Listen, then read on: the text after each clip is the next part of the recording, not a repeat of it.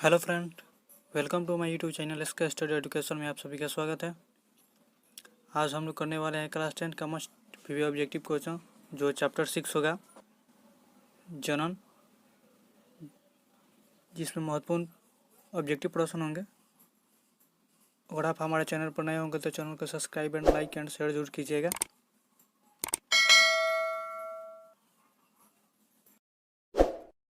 Video को last तक जरूर देखें। बिना समय गए हम लोग देखते हैं क्वेश्चन। चलते हैं क्वेश्चन पे। क्वेश्चन फर्स्ट है, इनमें कौन लैंगिक जनन के विधि है? तो इसका ऑप्शन इस प्रकार है। ऑप्शन है विखंडन, ऑप्शन बी मुकुलन, ऑप्शन सी बीजाणु जनन, ऑप्शन डी इनमें से कोई नहीं। तो इनमें कौन लैंगिक जनन की विधि है? तो विखंडन भी है और मुकुलन भी है और बीजाणु जनन भी है। तो इसलिए इसका आंसर हो जाएगा ऑप्शन डी, इनमें से सभी। जो इनमें कौन लैंगिक जनन की विधि है तो विखंडन से लैंगिक जनन की विधि है और मुकुलन भी लैंगिक जनन की विधि है और बीजाणु जनन भी लैंगिक जनन की विधि है, इसलिए इसका आंसर हो जाएगा ऑप्शन डी। इसी प्रकार हम लोग अगला क्वेश्चन देखेंगे। क्वेश्चन नंबर 2 देखेंगे, किस प्रकार के जनन में जनक शरीर से कलिका निकलती है?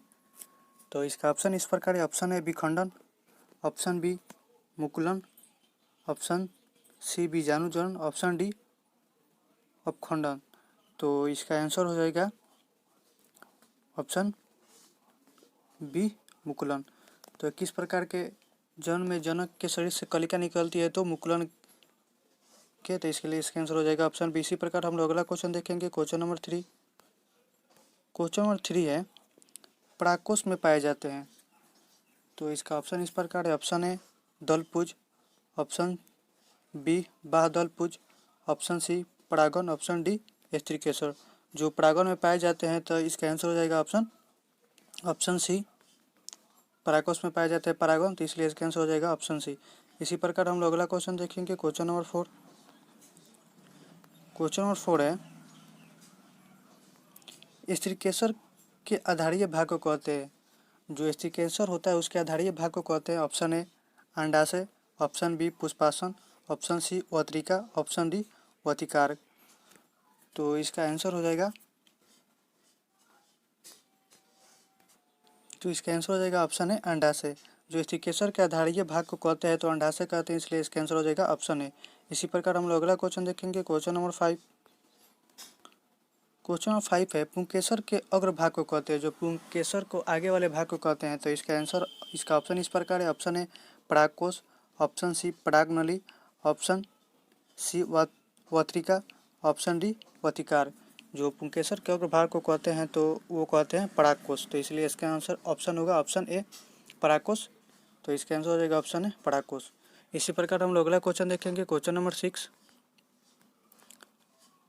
6 है, निषेचन की क्रिया किस जीव में मुख्यतः होती है? जो निषेचन की क्रिया होती है किस जीव में मुख्यतः होती है? तो इसका आंसर इसका ऑप्शन इस प्रकार है। ऑप्शन है अमीबा में, ऑप्शन सी ईस्ट में, ऑप्शन बी ईस्ट में, ऑप्शन सी पादप एवं जंतुओं में, ऑप्शन डी इनमें से कोई। जो निषेचन की क्रिया होती है वो मुख्यतः किस में होती है? तो वो पुष्पी पादप एवं जंतुओं में होती है। तो इसलिए इसका आंसर हो जाएगा ऑप्शन सी, पुष्पी पादप एवं जंतुओं में निषेचन की क्रिया होती है।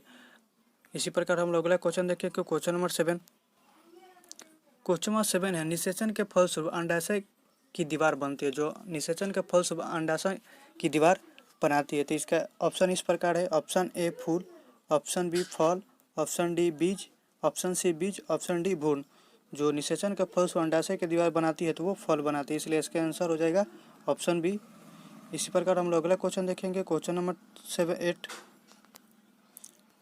8 है, बीजांड की दीवार में मोटी होकर बनती है। जो बीजांड की दीवार होती है मोटी होकर बनाती है।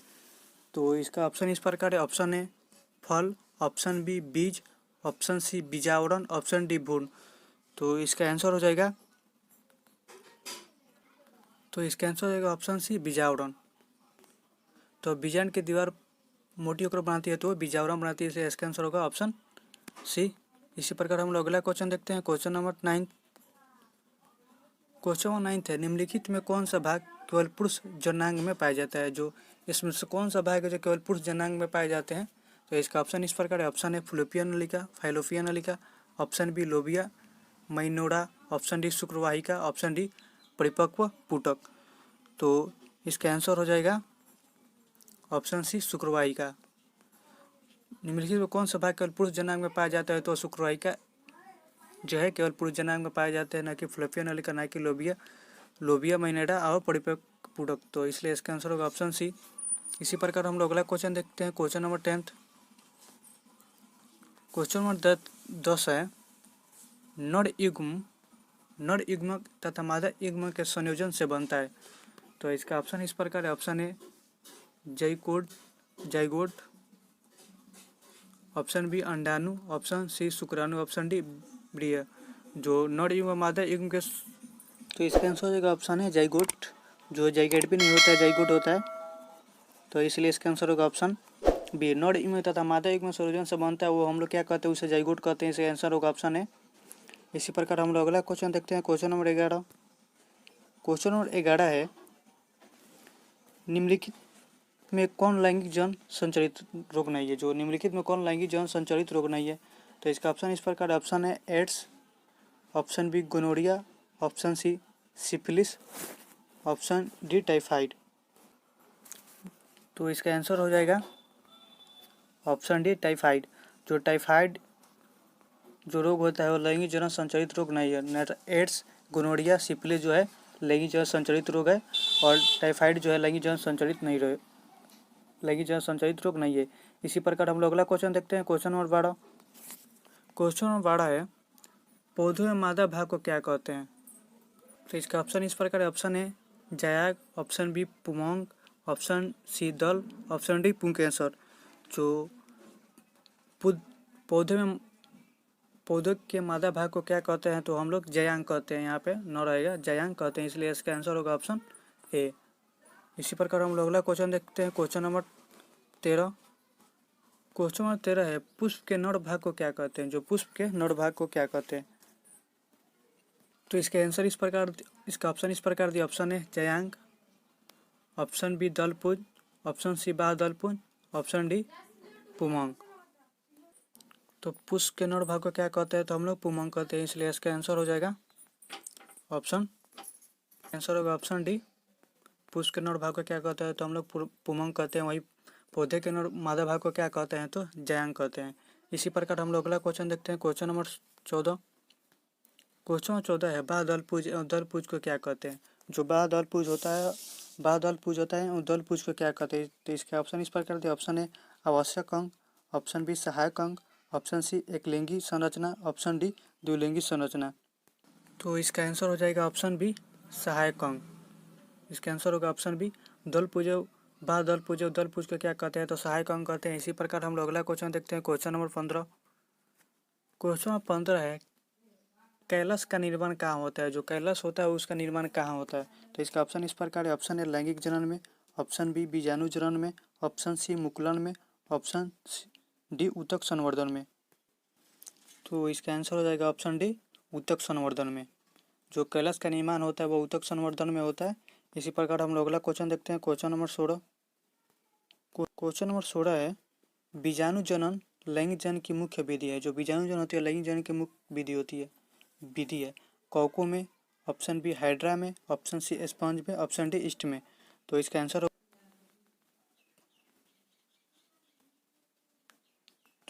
हो जाएगा ऑप्शन ए कोको में। जो बीजाणु जनन लैंगिक जनन की मुख्य विधि है तो कोको में होती है। इसी प्रकार हम लोग अगला क्वेश्चन देखते हैं, क्वेश्चन नंबर 17। क्वेश्चन नंबर 17 है, ईस्ट में समानता अलैंगिक जनन होता है। जो ईस्ट में होता है समानता अलैंगिक जनन होता है। तो इसका ऑप्शन इस प्रकार दिया, ऑप्शन ए पुनः जनन द्वारा, ऑप्शन डी बीजाणु जनन द्वारा, ऑप्शन सी मुकुलन द्वारा, ऑप्शन डी इनमें से कोई नहीं। जो ईस्ट में समांतर अलैंगिक जनन होता है वह मुकुलन द्वारा होता है। इसलिए इसका आंसर होगा ऑप्शन सी। इसी प्रकार हम लोग अगला क्वेश्चन देखते हैं, क्वेश्चन नंबर 18। क्वेश्चन नंबर 18 है, अंडाशय के भीतर पाया जाता है। जो अंडाशय होता है उसके भीतर पाया जाता है। तो इसका ऑप्शन इस प्रकार, ऑप्शन ए वतिका, ऑप्शन बी वतिकार, ऑप्शन सी बीजांड, ऑप्शन डी इनमें से सभी। तो इसका आंसर हो जाएगा ऑप्शन सी बीजांड। ऑप्शन सी बीजांड हो जाएगा, ऑप्शन सी। अंडाशय के भीतर जो पाया जाता है वह बीजांड पाया जाता है। इसी प्रकार हम लोग अगला क्वेश्चन देखते हैं, क्वेश्चन नंबर 19। भ्रूण कोष अवस्थित रहता है। जो भ्रूण कोष अवस्थित रहता है। तो इसका ऑप्शन इस प्रकार से, ऑप्शन ए प्रकाश कोष पराग कोष में, ऑप्शन बी वृत्त में, ऑप्शन सी बीजांड में, ऑप्शन डी दलपुंज में। जो परागकोश रहता है वो अवस्थित रहता है तो वह बीजांड में अवस्थित रहता है, इसलिए इसका आंसर होगा ऑप्शन सी। देखते हैं अगला question, question number 20। Question number 20 है, स्वपरागन किन पौधे में संभव है? जो स्वपरागन होती है वो किन पौधे में संभव होती है? तो इसका ऑप्शन इस प्रकार है। ऑप्शन ए एक लिंगी, ऑप्शन बी केवल उभयलिंग, ऑप्शन सी किसी प्रकार के पौधों में, ऑप्शन डी इनमें से कोई नहीं। जो स्वपरागन किन पौधों में संभव होता है? केवल उभयलिंग में संभव है। इसी प्रकार हम लोग अगला क्वेश्चन देखते हैं, क्वेश्चन नंबर 21 देखेंगे। निषेचन के बाद युग्मज विभाजित होकर बनता है। जो निषेचन होता है उसके बाद युग्मज विभाजित होकर बनता है। तो इसका ऑप्शन इस प्रकार है। ऑप्शन ए नर युग्मक, ऑप्शन बी मादा युग्मक, ऑप्शन सी भ्रूणकोश, ऑप्शन डी भ्रूण। तो इसका आंसर हो जाएगा ऑप्शन डी भ्रूण। जो निषेचन के बाद युग्मज विभाजित होकर बनता है वो भ्रूण बनता है, इसलिए इसका आंसर होगा ऑप्शन डी। चलते हैं अगले क्वेश्चन पर, क्वेश्चन नंबर 22।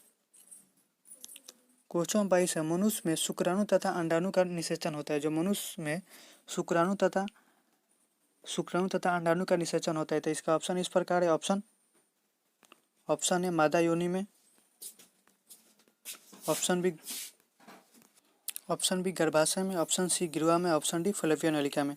जो मनुष्य में शुक्राणु तथा अंडाणु का निषेचन होता है वह कहाँ होता है? तो ऑप्शन डी हो जाएगा फैलोपियन नलिका में। तो इसका आंसर होगा ऑप्शन डी। इसी प्रकार हम लोग अगला क्वेश्चन देखते हैं, क्वेश्चन नंबर 23। क्वेश्चन नंबर 23 से भ्रूण का विकास होता है। जो भ्रूण होता है उसका विकास होता है।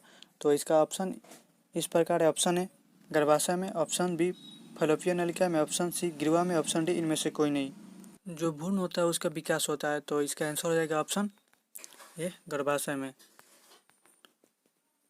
जो भ्रूण का विकास होता है वह गर्भाशय में होता है, इसलिए इसका आंसर होगा ऑप्शन है। इसी प्रकार हम लोग अगला क्वेश्चन देखते हैं, क्वेश्चन नंबर 24। क्वेश्चन नंबर 24 है, निम्नलिखित में कौन लैंगिक जन संचालित रोग है? निम्नलिखित में कौन लैंगिक जन संचालित रोग है? तो इसका ऑप्शन इस प्रकार है। Option A gonorrhoea, option B syphilis, option C AIDS, option D इनमें से सभी। तो इसका आंसर हो जाएगा ऑप्शन डी इनमें से सभी। जो निम्नलिखित में कौन लैंगिक जन संचालित रोग है? तो गोनोरिया भी लैंगिक जन संचालित रोग है, सिफिलिस भी लैंगिक जन संचालित रोग था और एड्स भी लैंगिक जन संचालित रोग थे, इसलिए इसका आंसर होगा ऑप्शन डी। देखते हैं अगला question, question number 25। Question number 25 है, पुरुष के शीर्षण का शिखर भाग होता है। जो पुरुष का शीर्षण होता है उसका शिखर भाग होता है। ऑप्शन ए पीरियस, ऑप्शन बी ग्लास, ऑप्शन सी ए और बी तीनों, ऑप्शन डी हाइमन। जो पुरुष के शीर्षण का शिखर भाग होता है वो हाइमन होता है। इसी प्रकार हम लोग अगला क्वेश्चन देखते हैं, क्वेश्चन नंबर 26। क्वेश्चन नंबर 26 है, नर युग्मक कहलाते हैं। नर युग्मक कहलाते हैं, तो इसका ऑप्शन इस प्रकार है। ऑप्शन ए अंडाणु, ऑप्शन डी पिंड, ऑप्शन सी शुक्राणु, ऑप्शन डी इनमें से कोई नहीं। जो नर युग्मक कहलाते हैं तो वो होते हैं शुक्राणु। जो नर युग्मक कहलाते हैं वो शुक्राणु होते हैं, इसलिए इसका आंसर होगा ऑप्शन सी। इसी प्रकार हम लोग अगला क्वेश्चन देखते हैं, क्वेश्चन नंबर 27। जो इस वीडियो का लास्ट क्वेश्चन था, नर युग्मक कहलाते हैं, तो इसका आंसर हो जाएगा ऑप्शन सी शुक्राणु। और वीडियो अच्छी लगी हो तो चैनल को सब्सक्राइब एंड लाइक जरूर कीजिएगा। मिलते हैं अगले वीडियो में, तब तक के लिए जय हिंद, जय भारत।